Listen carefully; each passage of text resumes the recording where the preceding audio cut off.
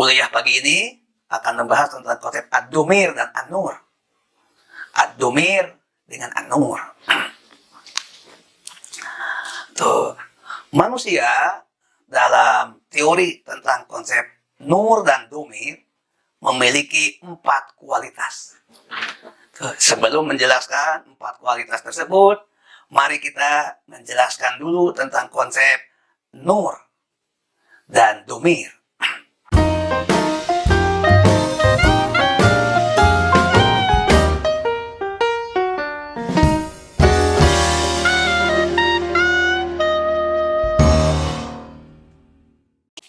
Nur itu artinya cahaya. Nur merupakan nama Allah Subhanahu wa Ta'ala, dan Allah adalah sumber dari segala sumber cahaya. Itu. Nah, manusia diciptakan oleh Allah dalam keadaan tadi fitrah, putih, bersih, jernih, dan bening. Di dalam kesadaran terdalamnya itu memiliki kesadaran tentang Allah sebagai Rabb, sebagaimana sudah dikuliahkan dalam perjanjian primordial. Oleh sebab itu, dilihat dari teori tentang nur, ada 4 kualifikasi nur pada diri manusia. Yang pertama, bercahaya, karena nur itu artinya cahaya. Yang kedua, menerima cahaya. Dan yang ketiga adalah menyimpan cahaya. Keempat, memancarkan cahaya. Itu. Jadi pada diri manusia itu terjadi 4 kualifikasi cahaya atau 4 kualifikasi nur. Bercahaya, menerima cahaya, menyimpan cahaya, dan memancarkan cahaya. Cahaya yang pertama, yaitu bercahaya, ini bersifat primordial. Akar, asal, asli. Bahwa manusia itu terang, manusia itu bersih, manusia itu jernih. Sebab sifat cahaya itu adalah terang. Cahaya itu menerangi, terang, jernih, bening. Apanya yang terang, bersih, jernih, dan bening? Adalah qalbu, perasaannya. Az-zauq, rasa. Dan ar-ruhi, ruhani, bersih, jernih, bening. Lalu juga pikirannya, akal. Kalbu yang bersih, yang jernih, bening disebut dengan qalbun salim. Akal yang bersih, jernih, dan bening disebut juga al-aqlus salim. Keadaan ini yang disebut dengan manusia bercahaya. Dari mana cahaya itu berasal? Dari Allah. Karena Allah yang menciptakannya. Allah menciptakan manusia. Nah, pada saat Allah menciptakan manusia, Allah meniupkan ruh ke dalam janin. Sebagaimana sudah dikuliahkan pada perjanjian primordial. Karena itu manusia memiliki 4 komponen dalam, 1 komponen luar. Komponen luar adalah manusia memiliki tubuh, jasad, bersifat fisik, dan ini melahirkan fisik dan biologis. Komponen dalamnya ada 4, yaitu Allah melengkapi hidup dan manusia dengan ruh, dan ini jadi bagian yang inti yang menyebabkan manusia hidup. Kemudian Allah melengkapinya dengan nafs, jiwa, lalu dengan kalbu dan akal. Sehingga lengkaplah pada diri manusia ada 5 komponen luar 1 dan komponen dalam 4, yaitu jasad, ruh, nafs, kalbu, dan akal. Kondisi seperti ini dilukiskan adalah kondisi yang bercahaya. Manusia yang sejak lahir dalam keadaan putih bersih, fitrah, itu adalah nur cahaya. Apakah selanjutnya manusia akan tetap memiliki cahaya? Menerima? Itu sangat tergantung. Sebab yang primordial itu bersifat universal.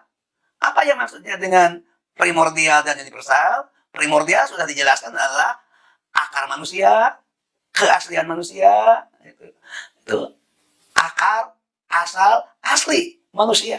Sedangkan primordial, universal, itu adalah ini bersifat umum, seluruh manusia.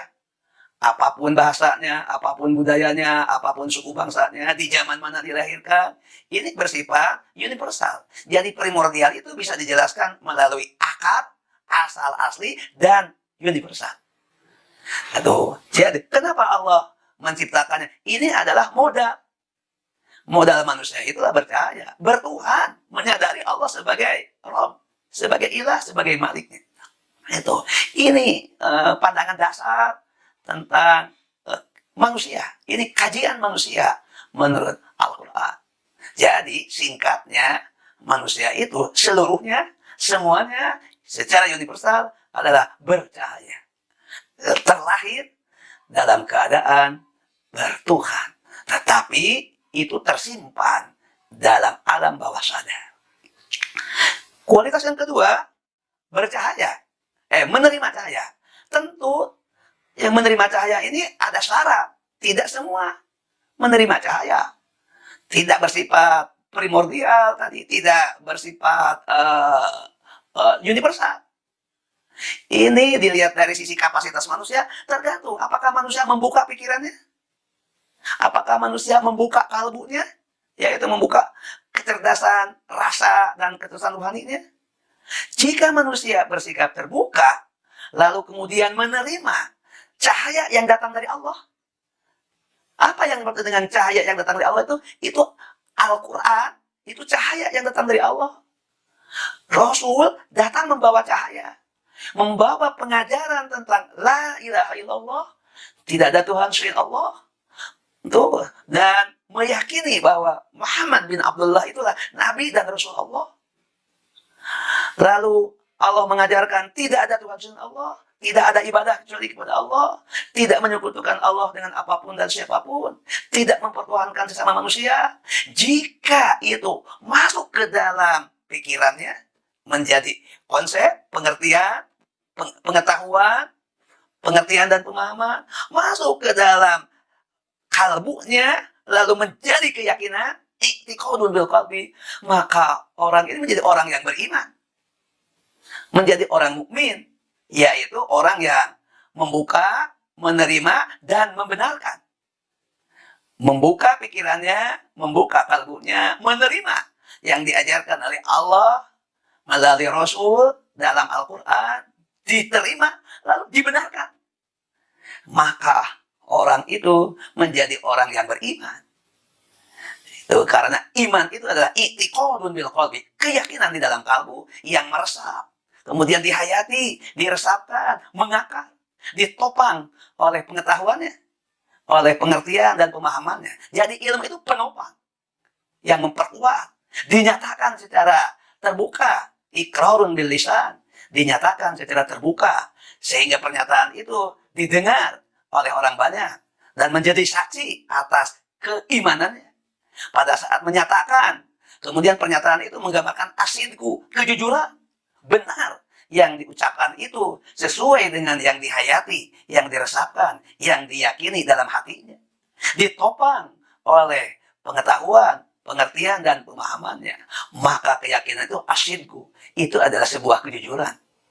Kemudian pada saat mengucapkan itu ada al-ikhlasu, tulus, tidak dalam keadaan tekanan, tidak dalam keadaan paksaan, tidak diintimidasi, betul-betul kesadaran yang murni dari lubuk hatinya yang paling bersih. Maka pernyataan itu adalah al-ikhlasu, artinya bersih, jernih, bening, tidak dalam keadaan ditekan, dipaksa, diintimidasi, ditakut-takuti, dalam pengancaman, tidak, tapi dalam kesadaran yang sejatinya, yang sebenarnya. Kemudian ucapan itu juga nanti bersikap menjadi al-misa, jadi mengikat, melahirkan komitmen yang kokoh. Maka orang ini menjadi orang yang beriman. Nah, dalam teori cahaya, maka ia memiliki landasan yang kuat, ada hubungan dengan Allah. Tuh, ketika dibuktikan dengan ucapannya, dengan sikapnya, dengan perilakunya, dengan ibadah kepada Allah, maka orang seperti ini menerima cahaya dari Allah. Jadi yang menerima cahaya itu adalah yang beriman. Yang kafir, yang musyrik, yang munafik itu hanya punya modal cahaya, tapi tidak menerima cahaya. Mengapa? Karena tidak membenarkan, tidak meyakini. Yang musyrik meyakini, tapi ada tandingan, ada andad. Itu. Jadi tidak mukhlisin, tidak murni, tidak jernih, tidak bening, tapi bercampur. Itu bercampur dengan keyakinan terhadap makhluk. Dan itu makhluk-makhluk itu dianggap memiliki kekuatan seperti Tuhan. Maka terjadi ada andad, ada saingan, ada riba. Singkatnya, yang akan menerima cahaya itu yang beriman. Ketika orang beriman ini kemudian membuktikan imannya dengan ibadah, dengan sujud, dengan ruku, dengan membaca Al-Quran, dengan berzikir, dengan berdoa, lalu dengan bertutur kata yang santun, lembut, berbuat kebaikan, maka terhubung dengan sumber cahaya Allah, lalu Allah memberikan tambahan cahaya. Sehingga manusia seperti menerima cahaya. Di mana cahaya itu ada? Ada pada kalbunya. Yang berarti ada pada perasaannya dan rohaninya. Ada pada pikirannya. Jadi pikirannya jadi pikiran yang jernih, bercahaya. Kemudian perasaannya, perasaan yang bercahaya. Rohaninya bercahaya. Itu yang melahirkan ketenangan. Itu yang melahirkan kedamaian. Itu yang melahirkan kesehatan mental. Sehat. Semakin dekat dengan Allah. Itu sehingga Allah dirasakan di dalam hatinya. Sehingga terpaut hati dengan Allah. Maka cahaya itu bertambah, bertambah, bertambah. Tuh, nuruhum yas'a baina aydihim. Cahayanya memancar di depan orang-orang beriman itu. Nah, kemudian apa dampaknya? Ketika cahaya-cahaya ini kemudian bertambah. Karena iman yang diwujudkan dengan ibadah. Karena ibadah dengan penuh keikhlasan. Karena dengan kebaikan. Dengan ucapan yang benar. Ucapan yang santun. Kalimat yang berbobot. Peduli dan berbagi. Apa dampaknya? Tentu saja itu dampaknya adalah kepada yang ketiga. Itu. Jadi yang ketiga itu kan yang pertama bercahaya, kedua menerima cahaya, yang ketiga menyimpan cahaya. Maksud menyimpan cahaya adalah karena cahaya itu terus bertambah, bertambah saat dia berhubungan dengan sumber cahaya Allah Subhanahu wa taala. Maka Al-Qur'an menyebutnya mengalami al-insyirah. Kata-kata al-insyirah artinya perluasan. Ini diambil dari ayat Al-Quran yang bunyi alam nasrah laka sadra. Bukankah kami telah melapangkan hatimu Muhammad? Jadi hati Rasulullah menghadapi perluasan. Demikian juga orang-orang beriman dengan iman yang benar, dengan ibadah yang ikhlas, dengan istiqomah, menerima cahaya. Nah, cahaya yang diterima itu akan tersimpan sehingga terjadi perluasan cahaya. Di mana perluasan cahaya itu terjadi? Pada kalbu yang berada di dalam sudur. Tuh. Itu semakin luas, semakin lapang. Jadi kalbu ini mengalami perluasan wilayah cahaya. Cahayanya semakin melebar, semakin banyak, sehingga semakin terang. Apakah orang kemudian akan total 100% terang? Tentu tidak. Mengapa tidak sampai 100%? Karena manusia masih dimungkinkan berbuat kesalahan, masih berbuat dosa, masih berbuat hilaf. Nah, setiap dosa-dosa yang dilakukan itu seperti menggoreskan warna hitam. Jadi tetap saja ada wilayah-wilayah yang gelap, wilayah yang penuh dengan noda, wilayah yang ada titik-titik kesalahan. Tetapi tentu bagi orang yang beriman, beribadah, mendekatkan diri kepada Allah, wilayah cahayanya lebih luas. Sementara wilayah gelapnya semakin berkurang, tapi tidak akan hilang total. Itulah sebabnya Allah mengingatkan manusia pada surat An-Najm, surat ke-53 ayat 32, "Fala tuzaku anfusakum huwa a'lamu biman ittaqa." Janganlah kamu menilai dirimu suci, bersih. Biarlah Allah yang lebih mengetahui siapa yang bertakwa. Maksudnya, manusia yang paling penting adalah terus istiqomah, berusaha, berikhtiar setiap hari mendekatkan diri kepada Allah, mempertahankan apa yang sudah diraihnya, kebiasaan sujud, kebiasaan ruku, kebiasaan terbaik, dijaga, dirawat konsistensinya. Dan itu berarti berhubung dengan sumber cahaya Allah. Allah menurunkan cahaya dan cahaya tersimpan di dalam kalbunya, dalam perasaannya, dalam keruhaniannya, dalam pikirannya. Walau begitu, tetap saja dimungkinkan manusia masih salah ucap, salah sikap, salah perbuatan, salah juga pekerjaan. hatinya, mungkin buruk sangka, mungkin semuanya menjadi bagian yang membuat manusia tetap memiliki titik-titik hitam yang berupa dosa. Nah, terakhir, apa yang dimaksud bahwa memancarkan cahaya? Ketika manusia beriman kepada Allah, berarti terhubung dengan sumber cahaya. Ketika iman diwujudkan dengan amal soleh, maka bertambah cahayanya, lalu tersimpan. Maka cahaya yang tersimpan di dalam perasaan, cahaya yang tersimpan dalam ruhani, atau cahaya yang tersimpan dalam kalbu, cahaya yang tersimpan dalam pikiran, itu akan memantul, akan memancar. Karena sifat cahaya itu adalah memancar dan memantul. Kemana pantulannya? Ada dua. Pertama, pantulannya bersifat vertikal. Apa yang dimaksud dengan pantulan yang bersifat vertikal? Maka cahaya itu kembali kepada sumber cahaya, kepada Allah. Manusia semakin dekat dengan Rabb-Nya. Terus semakin dekat. Bahkan dimungkinkan untuk menjadi sahabat Allah. Bahkan kekasih Allah. Itu pantulan yang ke atas, vertikal.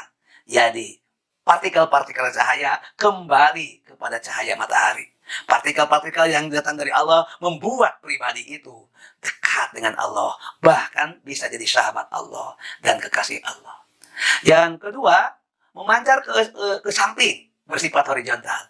Yaitu manusia semakin ramah, santun, peduli terhadap sesamanya.